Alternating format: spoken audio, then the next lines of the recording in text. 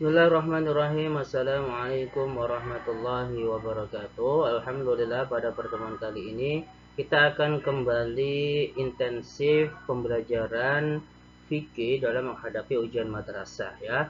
Ini merupakan pertemuan P5.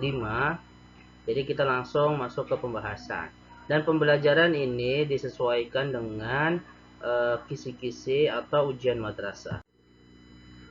Oke, yang pertama ada macam-macam air ya. Ini macam-macam air dari segi hukumnya ya, ditinjau dari segi hukumnya. Yaitu ada berapa? Yang pertama ada 5, yaitu air mutlak atau tohir mutahhir ya. Air yang suci dan juga mensucikan. Apa saja? Ada air hujan, air sumber dan lain-lain. Yaitu air yang 7 itu ya. Air hujan, air sumur, air mata air laut, air salju, air embun, dan lain sebagainya. Kemudian ada air makro atau musyamash ya, yaitu air yang makro dan tidak mensucikan ya, air yang terkena matahari dan logam, air yang dipanaskan di bawah terik matahari pada logam yang karatan, berkarat. Kenapa makro? Karena ditakutkan akan menyebabkan penyakit kulit ya. Kemudian ada air tahir ghairu mutahhir, yaitu suci tapi tidak mensucikan, tidak bisa dipakai untuk bersuci. Ada 2 macam. Yang pertama ada air yang dicampur dengan benda lainnya ya, dan tidak merubah salah satu sifatnya. Contohnya ada air kopi, air teh, air sirup, dan lain sebagainya. Kemudian ada air buah-buahan atau air yang ada di dalam pohon, yaitu air bambu, air pohon, air pisang, dan lain sebagainya. Kemudian ada air mustakmal. Air mustakmal itu suci namun kurang dari 2 kula dan sudah digunakan untuk bersuci atau berwudu. Kemudian ada air mutanajis, yaitu air yang suci namun kurang dari 2 kula dan kemasukan najis ya di dalamnya dan telah berubah salah satu dari sifatnya. Contoh, kita mempunyai air di ember yang kurang dari 2 kula, sedikit ya.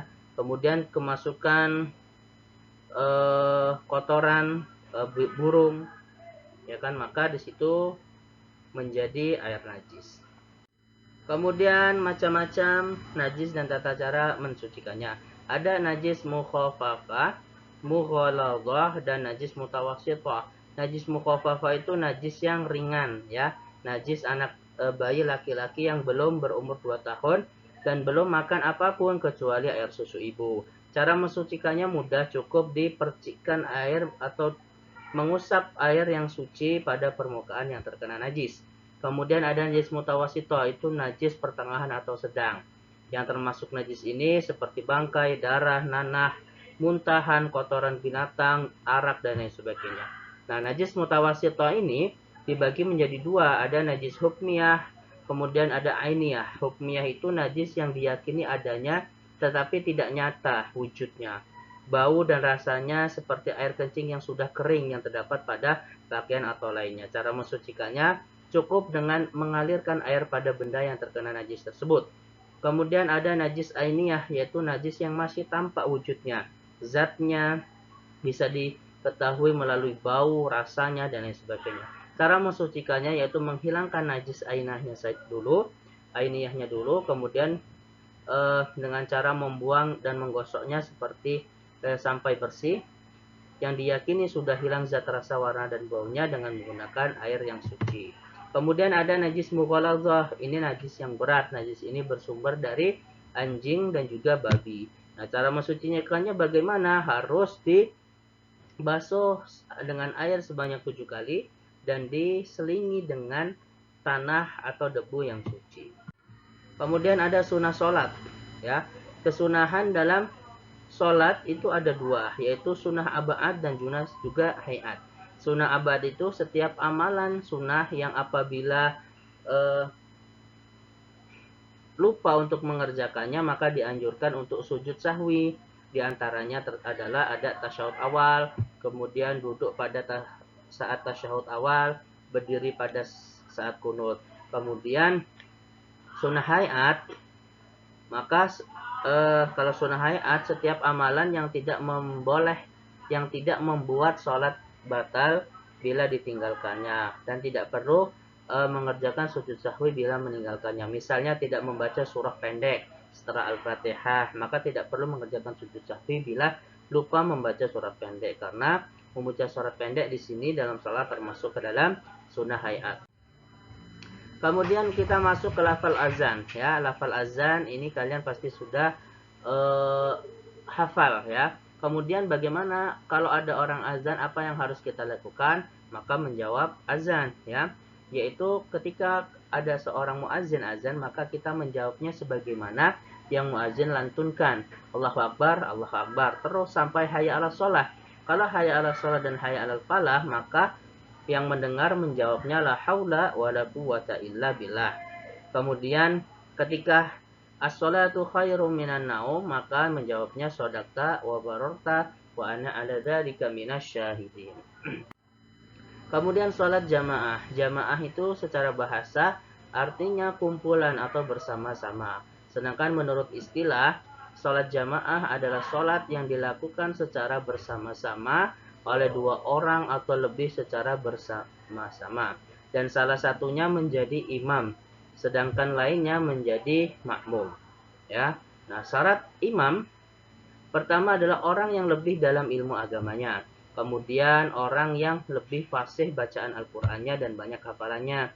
Kemudian orang yang lebih tua umurnya dan baik penampilannya. Kemudian orang yang berakhlak mulia, berdiri di depan makmum, berniat menjadi imam. Jadi kalau ada dua orang, kemudian kriterianya sama, dia sama-sama orang yang lebih dalam ilmu agamanya, sama-sama dalam. Kemudian orang yang fasih bacaan Qur'annya dan banyak hafalannya. Maka kalau sama-sama kita lihat kriteria ketiga, siapa yang lebih tua dibandingkan dengan dua orang ini, maka itulah yang menjadi imam. Kemudian syarat makmum, berniat menjadi makmum, mengetahui dan mengikuti gerakan imam, tidak mendahului imam, berada dalam satu tempat, ya, tempat berdiri makmum tidak lebih maju dibandingkan imam. Kemudian cara melakukan sholat jamaah, yang pertama tempat makmum tidak boleh di depan imam, mengikuti imam dalam semua gerakannya, tidak boleh mendahuluinya. Kemudian mengetahui perpindahan imam dengan cara melihat langsung atau melihat sebagian shop dan lain sebagainya.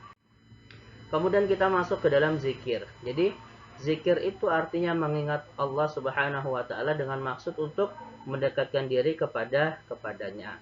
Nah, perintah zikir ini terdapat di dalam surah Ali Imran ayat 191, alladzina yadhkurunallaha qiyaman wa qu'udan ila akhir ayat. Jadi alladzina yadhkurunallaha qiyaman, orang-orang berzikir kepada Allah, mengingat Allah dalam keadaan qiyaman, berdiri, wa qu'udan, duduk, atau dan lainnya.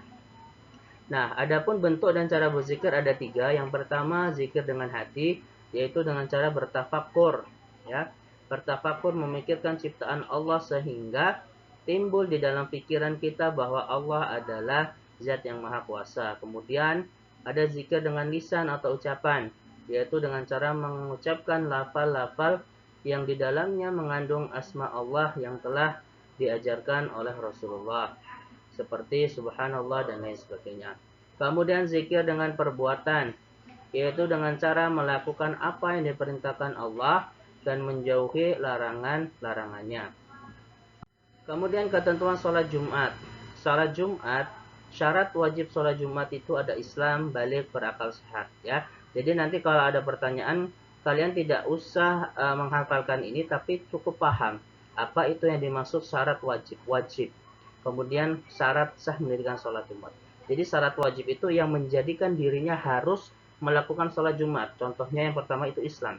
Jadi kalau kamu tidak Islam, maka tidak perlu melakukan sholat Jumat, balik. Jadi kalau belum balik tidak perlu. Tapi kalau sudah Islam, balik, maka wajib melakukan sholat Jumat. Berakal sehat, kemudian laki-laki sehat jasmani dan rohani, dan juga menetap atau bermukim. Ya, kalau musafir, maka tidak wajib.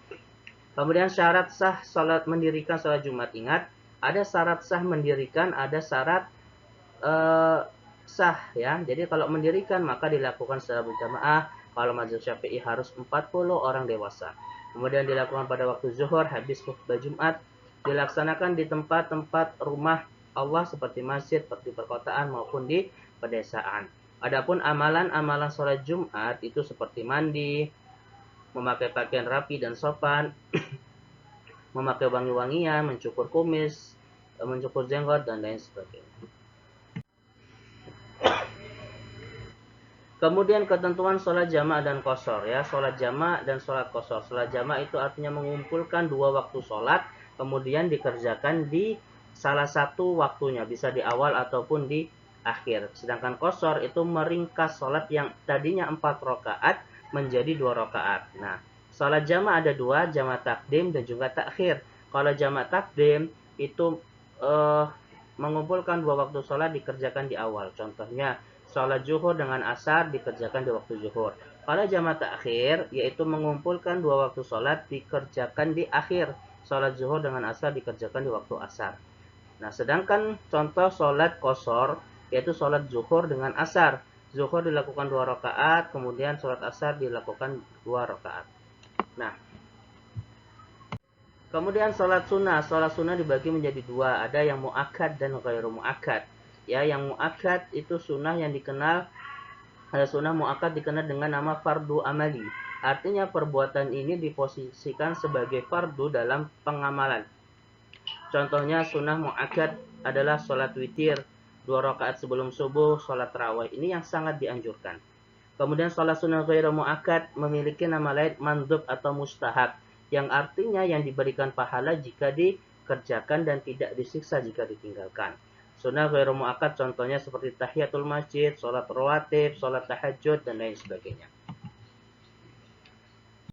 Kemudian ketentuan sujud syukur. Jadi sujud syukur itu yaitu sujud yang dilakukan sebagai tanda terima kasih seorang hamba kepada Sang Pencipta. Hukum bersyukur kepada Allah adalah wajib, kapanpun, dalam kondisi apapun seorang diwajibkan untuk terus mensyukuri nikmat Allah. Jadi sujud syukur dilakukan karena rasa terima kasih atas diberikan nikmat kepada Allah atau dihindarkan dari musibah.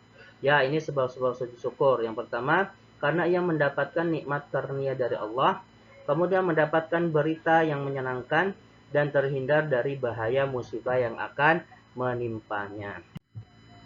Kemudian sujud tilawah. Sujud tilawah itu sujud yang dikerjakan karena membaca atau mendengar bacaan ayat-ayat sajadah di dalam sholat maupun di luar sholat. Nah, tata cara melakukannya di dalam sholat, jika kita sholat dan membaca ayat sajadah, maka kita hendaknya langsung sujud tanpa melakukan rukuk i'tidal lebih dahulu setelah membaca doa atau bacaan sujud tilawah selesai. Nah, kalau kita sedang berjamaah, maka kita mengikuti imam. Kalau imam sujud tilawah, maka kita ikut sujud. Tetapi kalau imam tidak sujud, maka kita tidak sujud. Kalau di luar sholat, maka ketika kita membaca atau mendengar, maka langsung bersujud. Ya, bertakbir lalu sujud sebanyak 1 kali, kemudian bertakbir lagi untuk bangun dari sujud. Bisa juga langsung sujud sebagaimana sujud dalam sholat tanpa didahului dengan takbir. Kemudian cara menentukan awal Ramadan ada 3. Yang pertama ada ru'yatul hilal, yaitu dengan melihat hilal bulan atau sabit setelah istima, ya. Istima maksudnya konjungsi, dan setelah wujud atau muncul di atas ufuk pada akhir bulan dengan mata telanjang atau melalui alat. Nah, yang kedua dengan menyempurnakan bulan Sya'ban menjadi 30 hari. Ini namanya istikmal, yaitu ketika proses ru'yatul hilal tidak berhasil melihat hilal pada tanggal 29 di bulan Sya'ban, baik keadaan langit berawan, mendung, atau cerah, maka cara menentukan awal bulan Ramadan dalam keadaan seperti ini adalah menjadikan bilangan bulan Sya'ban menjadi 30. Ini namanya istikmal, menyempurnakan. Kemudian memperkirakan bulan sabit. Nah, ini dengan hitungan hisab atau dengan ilmu falak modern. Kemudian kita masuk ke ketentuan puasa Ramadan, ya. Rukun puasa Ramadan yang pertama adalah niat di malam hari. Jadi kalau ada seseorang yang lupa niat di malam hari ketika pagi, maka tidak sah puasa Ramadan. Ya, ini untuk puasa Ramadan karena puasa Ramadan adalah puasa wajib. Kemudian menahan hal-hal yang membatalkan puasa mulai dari terbitnya fajar hingga tenggelamnya matahari seperti makan, minum, dan lain sebagainya. Kemudian ketentuan puasa sunnah. Yang pertama berniat puasa sunnah setelah terbit fajar jika belum makan, minum, dan selama tidak melakukan hal-hal yang membatalkan puasa. Nah, Berbeda dengan puasa wajib, maka niatnya harus dilakukan sebelum fajar. Ya. Boleh menyempurnakan atau membatalkan puasa sunnah. Seseorang istri tidak boleh berpuasa sunnah, sedangkan suaminya bersamanya kecuali dengan seizin suaminya. Kemudian sodako, hibah, dan hadiah. Apa bedanya? Kalau sodako itu memberikan sesuatu yang bersifat kebaikan dari seseorang kepada orang lain, dari suatu pihak ke pihak lain, tanpa mengharapkan apa-apa kecuali ridho Allah Subhanahu wa Ta'ala. Kalau hibah itu memberikan sesuatu barang dari seseorang kepada orang lain tanpa suatu sebab, tanpa adanya ikatan apa-apa, dan tidak mengharapkan imbalan kecuali ridha Allah. Kalau hadiah memberikan sesuatu barang oleh seseorang kepada orang lain untuk memuliakan atau sebagai penghormatan atas penghargaan kepada yang diberi. Hukumnya juga boleh.